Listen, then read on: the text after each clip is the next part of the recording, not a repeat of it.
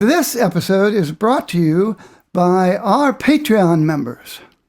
Join our growing community for early access to every episode, exclusive video versions of the podcast, behind-the-scenes footage, full-length product demos, and more. We appreciate you.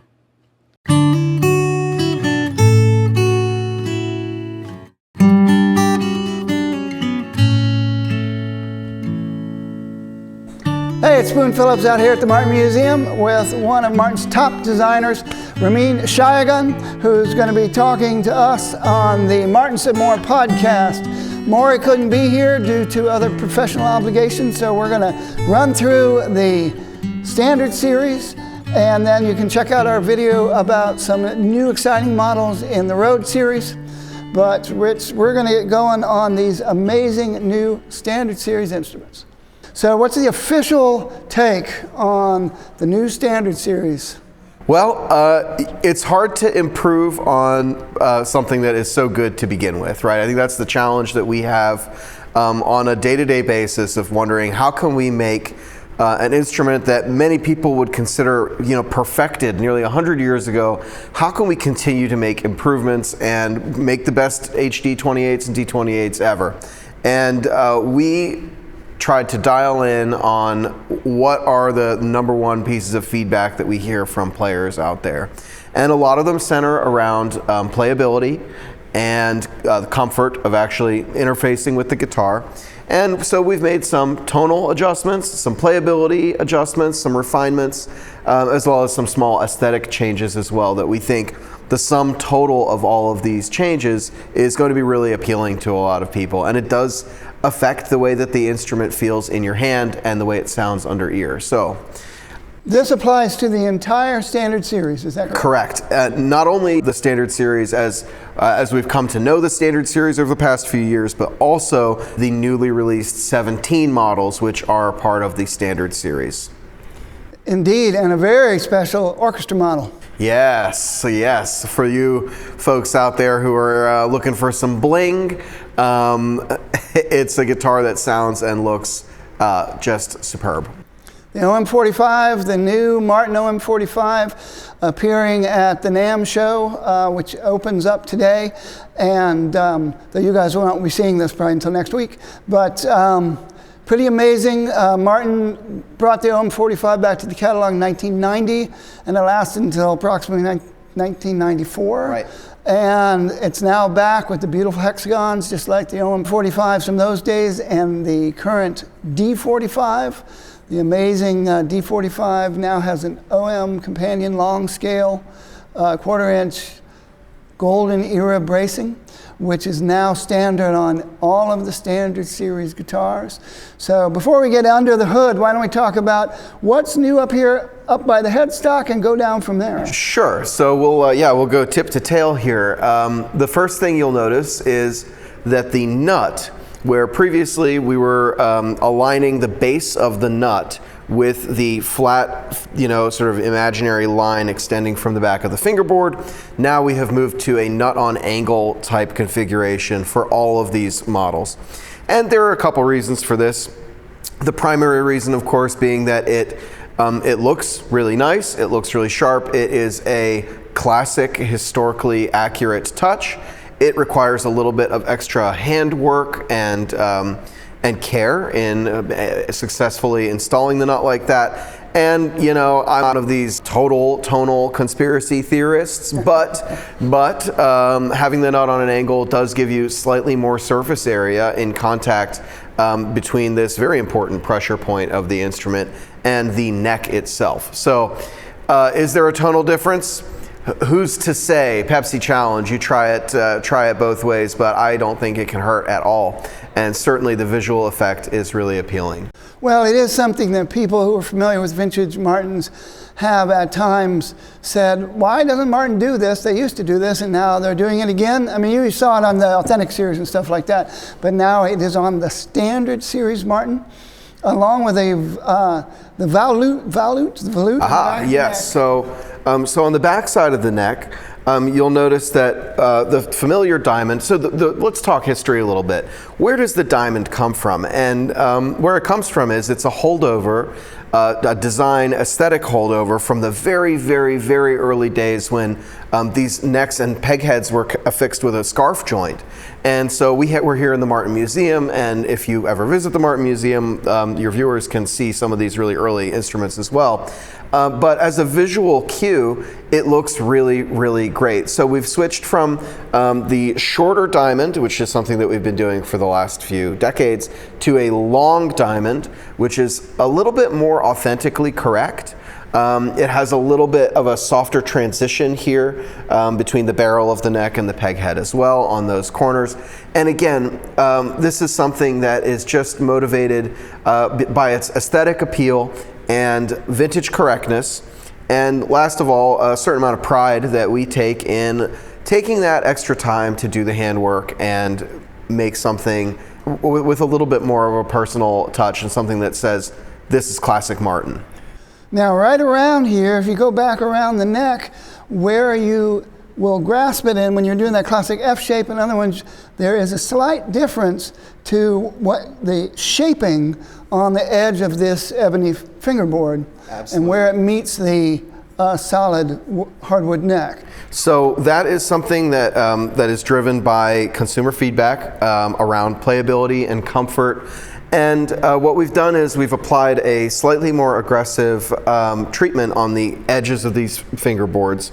Not only have we made the fingerboards thinner, so they're now authentic thickness, okay? So again, vintage correct type feature, but they also have this extra care applied to the beveling so that when you're running up and down the neck, and obviously, you know, we're in a perfectly humidity, climate controlled environment, so take care of, you know, make sure you take care of your instruments so you don't end up with fret sprout or things like that. But what we have here is a neck that is just, it feels a little bit broken in, it feels really comfortable, and it sort of exhibits that tactile feeling that you get from the most wonderful worn-in vintage Martins.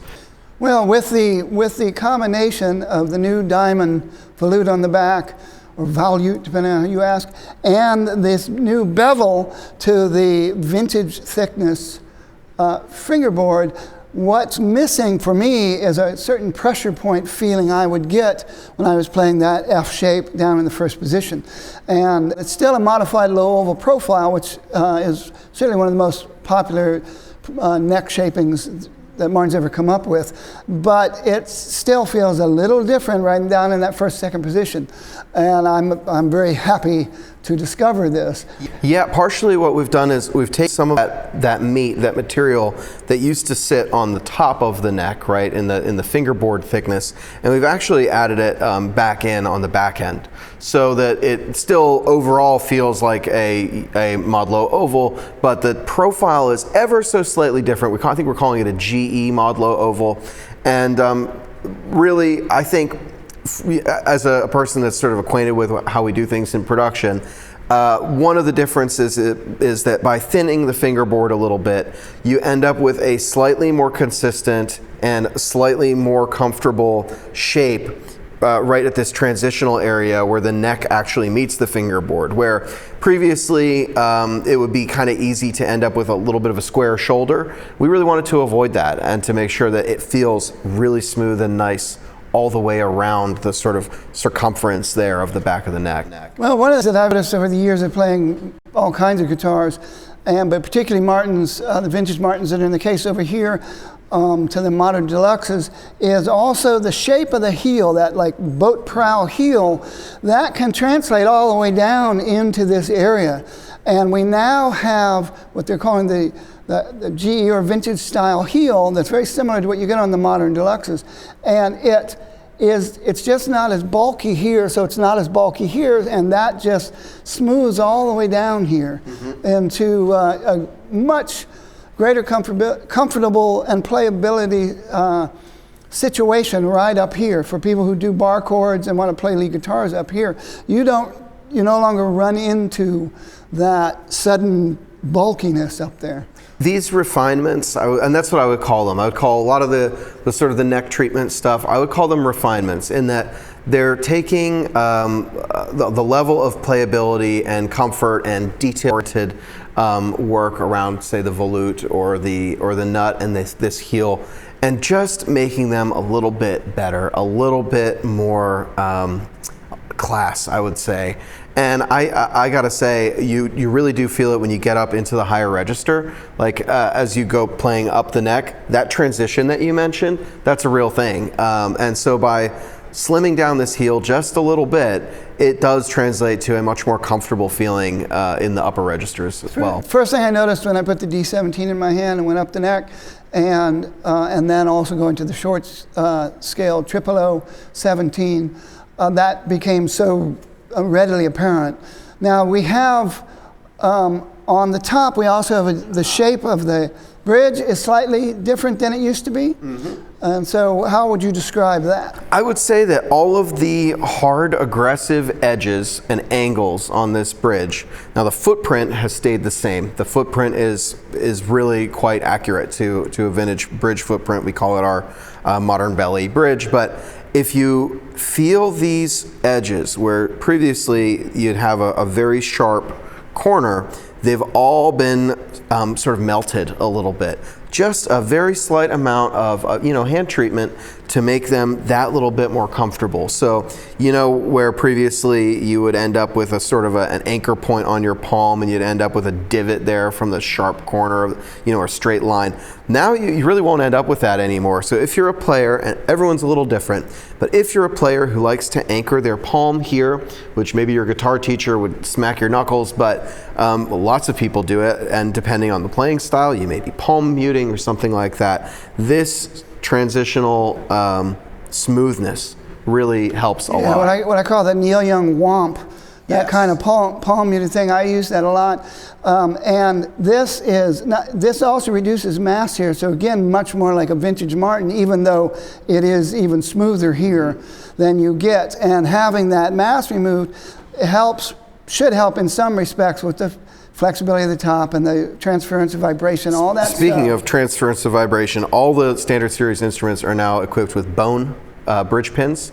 So again, the total of just the upgrades that we've talked about so far, this is something that Fred Green, our director of product management, was adamant about, which is that all of the upgrades that we're putting on these instruments would be expensive, right? If you were to go to a custom store, and you live in New York City, if you were to go to New York City and take your instrument to a luthier and say, all right, I want a nut that's on an angle, I would like a thinner fingerboard, even if you were to go to the custom shop, or if you were to say, I want to swap my bridge pins to bone, the total of all those upgrades would be several $100s.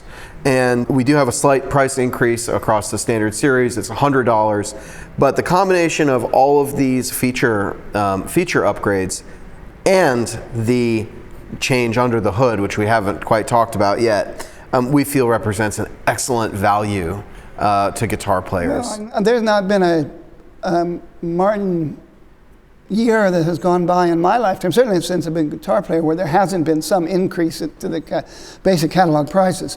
So you've raised the prices, but you've brought in all of these, you can call them enhancements or upgrades. I consider them upgrades. I mean, I paid a lot to get off angle and this stuff on my most recent Martin Custom. Should we get into the... Exactly. When I talked about letting this help the top move more, the bracing now has definitely been enhanced. Yes. So what we have done is one of the most common, frequently requested custom shop features that people ask for when they're speccing out their custom guitars is golden era bracing. It's something that we use throughout the line in various areas, and usually comes with quite a cost premium as well. So what we've done for the standard series is standard series instruments now all have golden era style bracing. They get slightly less hand treatment than you would see, for example, on an authentic model, and the glue is different than what you see on a modern deluxe model. But the actual profile of the braces is conducive to a little bit more of everything, a little bit richer sound. And what that means is for example, the beginning of the taper of these cross braces, where previously you'd have a sort of a long straight section that would extend past the sound hole like this, and then your taper would scoop. These are going to start tapering pretty much immediately, right all the way up to that joint. The joint is a little tighter, of the X brace. That's exactly right. If you imagine the interlocking brace there, that joint is a little bit tighter. Our bridge plate has shrunk, so we have a smaller bridge plate, and on the whole, it contributes to just a more lively sound right out of the box. These instruments sound very, very responsive. They sound very balanced, and just in general, from a tonal standpoint, this seems to be what people are asking for. So we're very pleased to be able to give it to them. Well, Martin has often chased that. How do we give a more vintage type sound? And they actually had the Golden Era series once upon a time. That's where the bracing originally came from. The scalloping is done a little differently. If you compare this to last year's standard series scallop bracing, in addition to that taper on the X brace going basically all the way up to the joint, instead of having the 4 plateaus before the taper starts, you basically, the shapes, and like when you have the tone bars that go across the bottom, on scallop bracing, they look kind of, those 2 tone bars look kind of like the Golden Gate Bridge, suspended bridges. What you have is a different shape to the scoops and the tapers coming up, and also to the shapes of those 2 peaks that act as stabilizers for the top, but they also act as tonal dampening points for frequencies, and they're a different shape, and they're a little pointier, and there's just basically less mass involved all the way around. Those 2 side braces? The 2 finger braces, or some people come up with different names for them. They're much more like a vintage, they look much more like vintage guitar finger bracing now. So everything, again, designed for maximized resonance, maximized energy transference. So and maximize vintage, vintage enthusiast appeal, right? Sort of, how do we harken back to some of the little details of handwork that people really want from Martin, that they consider almost hallmarks of what we do? Things that like the diamond volute. That's a really classic Martin feature. So from sort of tip to tail, again, we've got a nut on angle, a little bit refined there, a little bit more handwork, a little bit more time, a little bit more surface contact between the nut and the neck. We have a long transition diamond there, much more authentic. We have an authentic thickness fingerboard. We have a really wonderful, slightly rolled fingerboard edge. We have a slightly different taper on the heel. We have all these melted edges on the corners of the bridge itself, bone pins, and last, certainly not least, the suite of Golden Era bracing features that are going to be in every single standard series guitar. spectacular, really cool new standard series. They're just calling it refreshed, but it's, it looks like a 1937 D28 now. Ever since they did how many years has it been since you reimagined the standard series? It was 2018. Okay, yes. And now it sounded a little more then, now it sounds a lot more. People say I look for vintage guitar openness. Definitely have a much more open, effortless resonant sound now. You get very precise treble top notes similar to the old D28 that's over here in the case. Very, free bass, really excellent work. Congratulations. Oh, thank you so much. We're very, very proud of these, and we hope that people love them. It's a great day to go to the store and try out the new standard series, see what you like. Check them out. So here we are, O Retro Plus. Aha. So yes, this is our OE Retro Plus. We have a DE Retro Plus as well. And these are the newest family members in the Rhodes series, and they're a little bit different. So they look a little different, they sound a little different, their feature set is definitely different, and their nomenclature, the name that we call them, is also a little bit different, and we'll get into all of that piece by piece. But basically what we have here is, it should look awfully familiar. This is an instrument that is inspired by are standard series mahogany back and sides guitars, so you can read between the lines there. And as such, it has quite a few features that typically you wouldn't see historically out of our Navajoa, Mexico production, but we're really, really proud and pleased to be able to offer them at this price point. So what we have, in short, it's a triple O. It's a real triple O, 24/9 short scale. It has a solid rosewood head plate, a real water slide decal. It has a real bone nut. It has a real solid ebony fingerboard and bridge at authentic thickness, I might add, for that fingerboard. It has Grover V97 open gear tuners, just wonderful, 18-1. It has solid, genuine mahogany back and sides, full gloss body finish package, satin nitro on the neck, and last but not least, a torrefied Sitka spruce top. So the combination of all these features plus the aging toner, really you could say that this is in many ways an 18 inspired guitar. It does have some major differences between this and an 18 series instrument that you would get out of Nazareth, but we feel that at its price point and at its feature set level, this is an instrument that, as a guitar player, strongly appeals to me personally, and I think that that many guitarists would probably feel the same. We have E1 electronics in here, and they're wonderful. They have a sort of onboard tuner, so I don't know if you can see that. We've got a little tuner in there, heads-up display. All in all, bevel polished pickguard. I mean, all in all, it is a suite of features that we think will appeal to even the diehard traditionalist.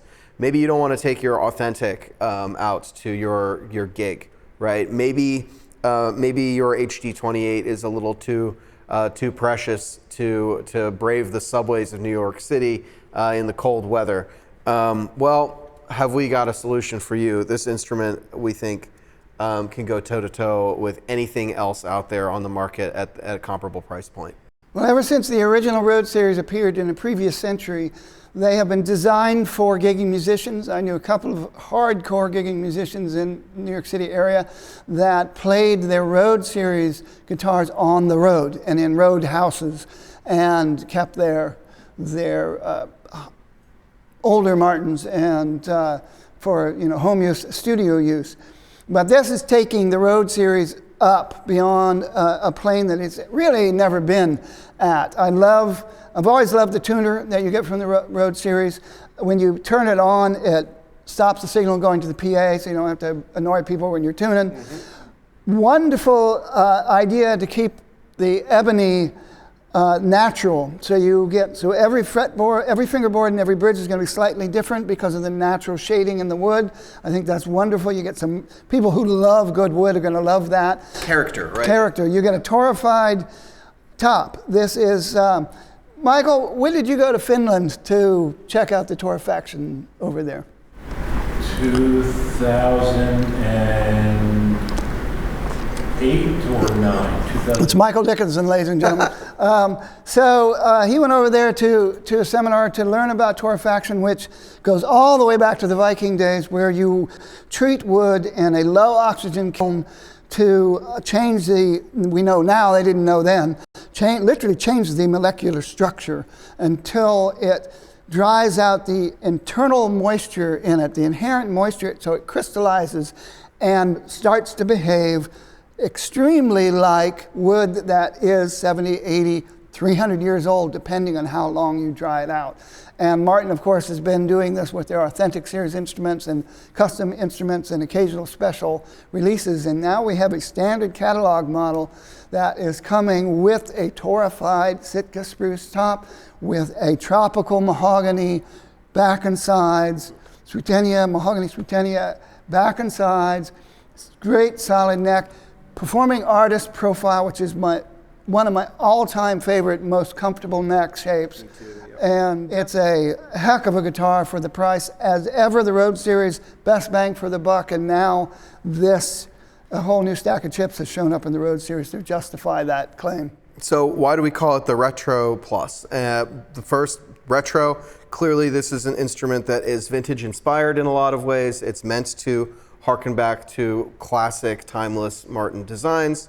We also have retro strings, and previously we did have a retro series. So there's some precedent for using that terminology here at Martin to refer to something that is sort of old school, right? But also irreverent in some ways. Vintage is not the same as retro, right? We feel like retro is a little bit more playful. And why is it Retro Plus? Well, we have a sort of vision for the future of things that you may see more of in the Rhodes series in years to come. But we felt like this opening entry into that market should have some extra features. And so plus, when we say plus, what are we talking about? We're talking about that torrefied top. We're talking about that aging toner, the solid ebony fingerboard and bridge, the solid genuine mahogany back and sides. So gloss finish all the way around. Yep. So again, that's one of the differences between this unit here and an 18, a traditional 18. This is all full gloss. It is UV cure, full gloss. The back, the neck is still nitro, it's satin nitro. Neck joint, we have a mortise and tenon neck joint here. It's wonderful. It works great. But it's not that compound dovetail neck joint that you're going to get out of Nazareth. So again, there are definitely some feature differences. We have A-frame bracing in here.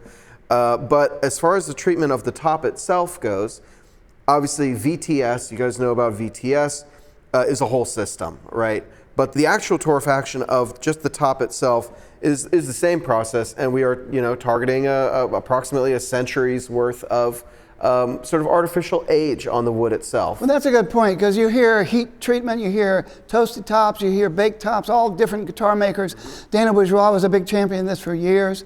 So this really, to me, it looks like an early 60s, late 50s 0018, and it has the modern electronics. I love the tuner, modern neck shape, so you're not getting that full thickness neck that some people love, but people who don't have really big hands are going to be really happy with this neck. Particularly if you grew up playing electric guitar, really happy with this neck. Michael Gurian was credited with inventing the modern tennis neck joint, circa 1970 maybe. Went through a big popularity in the early 70s. Most of Jackson Browne's records were recorded with an M&T neck joint. Martin brought them out in the late 20th century on the old Rhodes series and have sustained that ever since. To my ear, I feel like you get really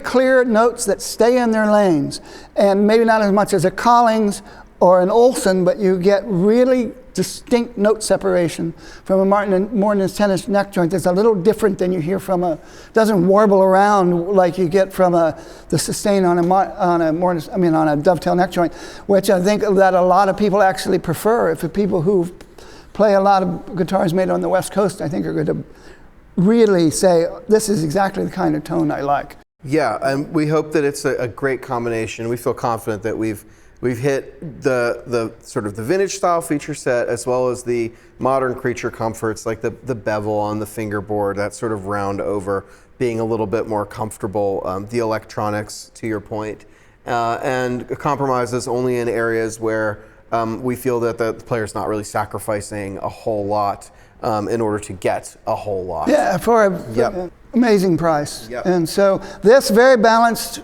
auditorium-sized guitar, short-scale auditorium-sized guitar. Dreadnought gives you that big round boom for people who have to have that bigger, rounder bass.